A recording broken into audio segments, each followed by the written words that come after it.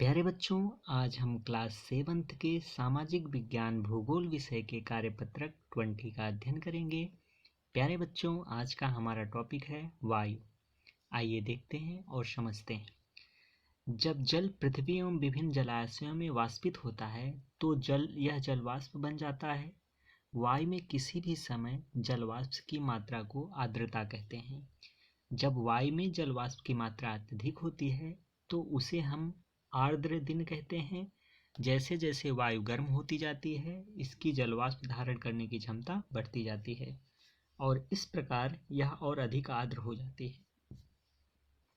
आर्द्र दिन में कपड़े सूखने में काफ़ी समय लगता है एवं हमारे शरीर से पसीना आसानी से नहीं सूखता और हम असहज महसूस करते हैं। प्यारे बच्चों, अगला हेडिंग है हमारा वर्षण के प्रकार। प्यारे बच्चों, आइए देखते हैं और समझते हैं। प्यारे बच्चों, वर्षण 3 प्रकार की होती है: संवहनीय वर्षा, चक्रवाती वर्षा और पर्वतीय वर्षा। तो पहला है आपका संवहनीय वर्षा। तो संवहनीय वर्षा दिन में अत्यधिक गर्मी पड़ने के कारण धरातल गर्म हो जाता है। ये धरातल है, ये गर्म हो गया है अधिक गर्मी पड़ने के कारण, जिस कारण वायु गर्म होकर फैलती है तथा हल्की होने के कारण ऊपर उठती है। ये वायु ऊपर की ओर उठ रही है। प्यारे बच्चों, मैं चित्र में देखिए आप गर्म होने के कारण वायु ऊपर की ओर उठती है। ऊपर जाने पर धीरे धीरे वायु ठंडी होने लगती है, जिससे सापेक्षिक आर्द्रता बढ़ने लगती है। यहाँ पर ऊपर जाने के बाद ठंडी होने लगती है और बादल का रूप धारण कर लेती है और आर्द्रता बढ़ने लगती है। इसलिए वायु संतृप्त होकर के वर्षा हो जाती है और वायु संतृप्त हो जाती है और वर्षा कर देती है। तो प्यारे बच्चों, यह वर्षा जो है भूमध्य रेखीय भागों में होता है। कहाँ पर होता है? ये भूमध्य रेखीय क्षेत्र में होता है संतृप्त वर्षा। अगला है आपका बच्चों चक्रवाती वर्षा। इस प्रकार की वर्षा गर्म और शीतल वायु राशियों के आपस में मिलने से होती है। ये ठंडी वायु है, ये गर्म वायु है, आपस में मिलते हैं, बादल का निर्माण होता है और बारिश होता है। प्यारे बच्चों, क्योंकि हल्की गर्म वायु ऊपर उठती है तथा भारी शीतल वायु नीचे बैठ जाती है, अतः ऊपर जाने वाली वायु ठंडी होकर के वर्षा करने लगती है। इस प्रकार का वर्षा जो है वो शीतोष्ण कटिबंध में हुआ करती है। अगला है आपका प्यारे बच्चों पर्वतीय वर्षा। तो पर्वतीय वर्षा वाष्प से भरी हवाओं के मार्ग में पर्वतों का अवरोध आने पर इन हवाओं को ऊपर उठना पड़ता है। यहाँ अवरोध आ गया है, ठंडी हवाएं चल रही हैं, अवरोध आया तो ये ऊपर की ओर उठने लगती है, जिससे पर्वतों के ऊपर जमे हिम के प्रभाव से तथा हवा में फैलकर ठंडा होने के कारण हवा का वाष्प बूंदों के रूप में आकर धरातल पर बरस पड़ता है। यहाँ पर बादल का निर्माण हुआ, देखिए बच्चों बारिश हुई है। ठीक है, ये हवाएं पर्वत की दूसरी ओर मैदान में उतरते ही गर्म हो जाती हैं, इधर की तरफ आती हैं तो ये गर्म हो जाती हैं और आसपास के वातावरण को भी गर्म कर देती हैं। विश्व के अधिकतर भागों में इसी प्रकार की वर्षा होती है।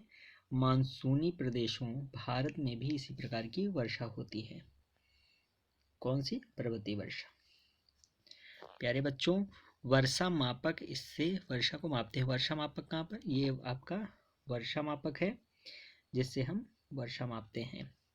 प्यारे बच्चों, जब जलवाष्प ऊपर उठता है तो यह ठंडा होना शुरू हो जाता है। जलवाष्प संघनित होकर ठंडा होकर जल की बूंद बनाते हैं।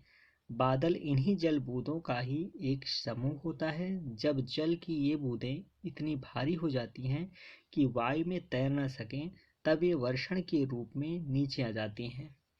प्यारे बच्चों, आकाश में उड़ते हुए जेट हवाई जहाज अपने पीछे सफ़ेद पथ चिन्ह छोड़ते हैं।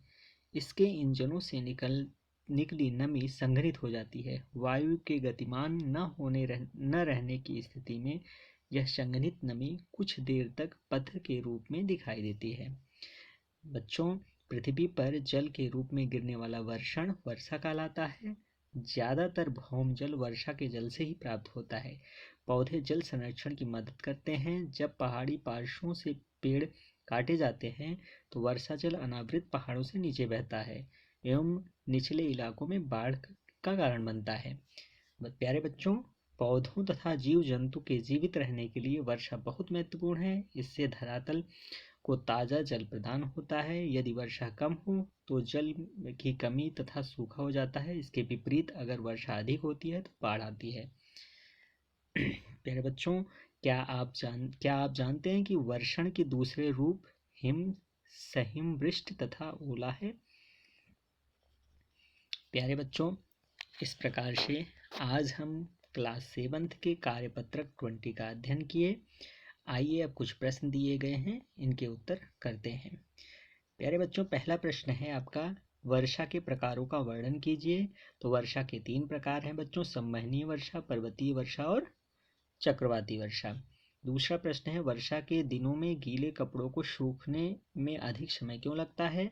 तो प्यारे बच्चों, इसका आंसर हो जाएगा क्योंकि आर्द्र दिनों में वातावरण में जलवाष्प की मात्रा अधिक होती है, जिससे वाष्पीकरण की दर धीमी हो जाती है। इसलिए दिन में गीले कपड़े सूखने में अधिक समय लगता है। प्यारे बच्चों, नेक्स्ट क्वेश्चन है आपका, आपके अनुसार दिल्ली के किस माह में वर्षा सबसे अधिक होती है। तो जुलाई माह में सबसे अधिक वर्षा होती है दिल्ली में। अगला क्वेश्चन है, वर्षा के दिनों में आपके द्वारा अनुभव की गई किसी महत्वपूर्ण घटना का वर्णन कीजिए। प्यारे बच्चों, इस क्वेश्चन का आंसर आपको खुद से स्वयं से करना है। जैसे मैं एक एग्जाम्पल देकर के अपना बता देता हूँ, आप इसी के अनुसार आप खुद अपना जो जो एग्जाम्पल है या अपने जो आपने घटना आपके अनुभव किया है तो उसको आपको दर्शाना है, इसमें लिखना है। एक दिन मैं विद्यालय से घर जा रहा था कि रास्ते में अचानक बहुत तेज़ बारिश होने लगी। मेरे पास छतरी था नहीं। मैं दौड़कर पास की दुकान में खड़ा हो गया। 2 घंटे तक बारिश समाप्त होने का इंतज़ार किया, परंतु बारिश बंद नहीं हुई। फिर मुझे भीगते हुए घर जाना पड़ा था। तो प्यारे बच्चों, इस प्रकार से हमारा आज का कार्यपत्रक 20 समाप्त होता है। प्यारे बच्चों, कोविड-19 जैसे महामारी से बचने के लिए हमें अपने हाथ को नियमित रूप से साबुन और पानी से धुलना है। यह कार्य आप सभी को करना है। धन्यवाद।